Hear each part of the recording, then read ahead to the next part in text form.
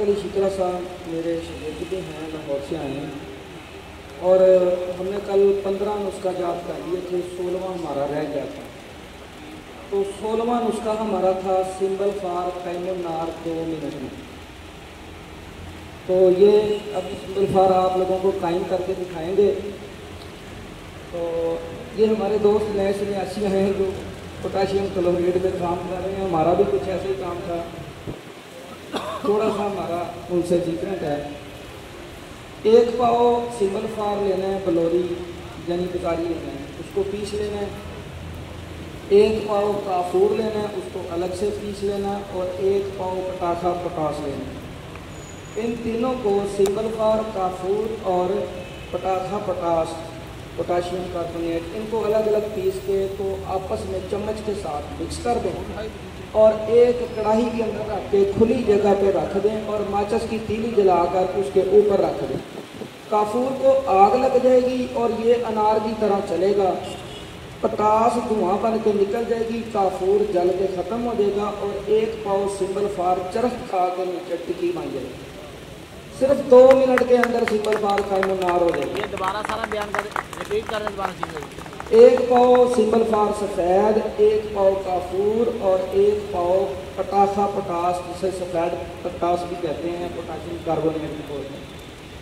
इनको अलग अलग पीस के आपस में मिक्स कर लें चम्मच के साथ और खुले सी वो ट्रे ले लें, चाहे तावड़ा ले लें, नया बर्तन हो साफ़ सुथरा, जी मिक्स करके तो इसकी पहाड़ी नुमा ढेरी लगा दें उसके अंदर और खुली जगह पे रख के माचिस की तीली जला के ऊपर रखें और खुद साइड पे हो जाएं तो काफूर को आग लगेगी और ये अनार की तरह चलेगा।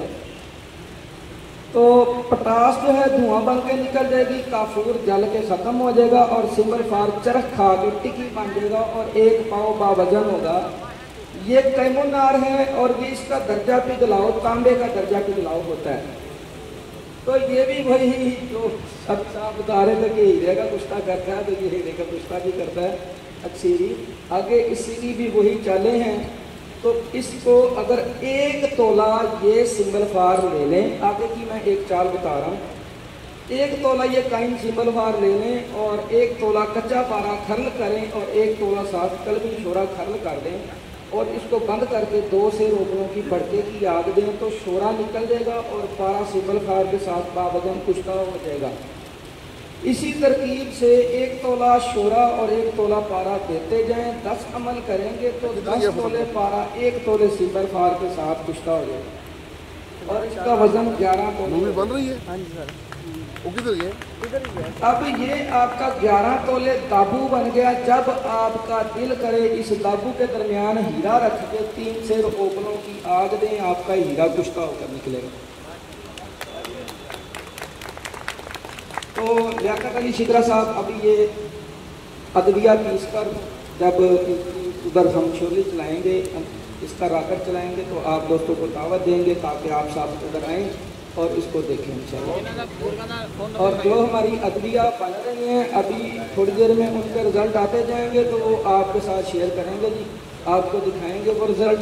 सर इनका कॉन्टैक्ट नंबर कॉन्टैक्ट नंबर 0300 94 93 27 865। गलती करता है। अच्छा जी, एक सिंबल फार जो खुराकी है 128 GB की जड़ी बूटी के साथ बनेगा। 128 बहुत ही हो जाएगी ना। आजकल कानी सिंबल फार बनना बहुत मुश्किल हो गया है, मैंने ट्रांसफर करके देनी चाहिए। तो पहले सिंबल फार बाजारी को कानी के लेवल का कर लें, वो बता देता हूँ उसका मुतबादल कैसे कानी करना चाहिए। तो फिर उसको आगे कुश्ता करके इस्तेमाल करें तो वो कानी वाला ही काम करता है और सीधी कायाकल्प होता है। उसको पहले कानी के मुताबिक बना देगा जी, कानी के म्यार का करना है पहले। आपने सिंबल फार लेना, 1 तोला बना लें, वैसे आप ज़्यादा भी कर सकते हैं।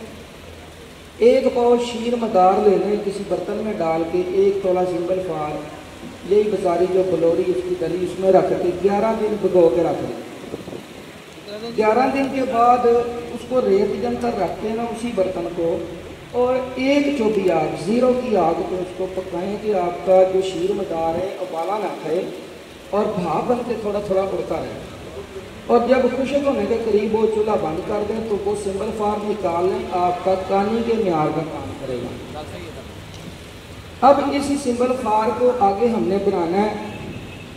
केले की जड़ लेनी है, केले की जड़ 3 पाव, उसको कूट कर बिल्कुल चटनी नुमा पेस्ट नुमा नुकता बना लें और वही 1 तोला सिंपल फार इसके अंदर रखें और इसका गोला बना दें पेड़ा सा, और इसके ऊपर पहले 2-3 शापर लपेट लें और फिर एल्युमिनियम पेपर फाइल मिलता है वो ऊपर रोल कर दें।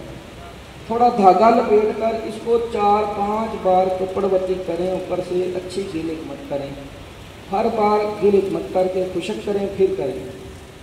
अब ये गोला जो है इसको पहले 15 सेर ओपलों की आग देनी है।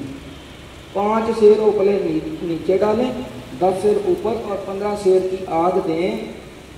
ठंडा करके ये राख उठा के फेंक दें और इधर ही इसको दोबारा 10 सेर ओपलों की आग दें, इसी एक ही गीलिक मत के ऊपर।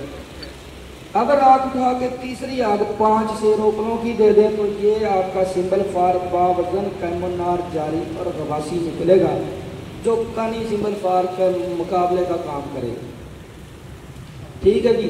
इसका चावल का चौथा हिस्सा खुराक है। दूध ज़्यादा इस्तेमाल कराएंगी, दूध का इस्तेमाल ज़्यादा करवाएं तो 4-5 खुराकें ही न मर्द को कामल मर्द बनाती हैं। तो ये एक नुस्खा था जी। और एक नुस्खा हमारे स्कूल में तो नहीं था लेकिन तोहफा कन पेश कर रहा हूँ।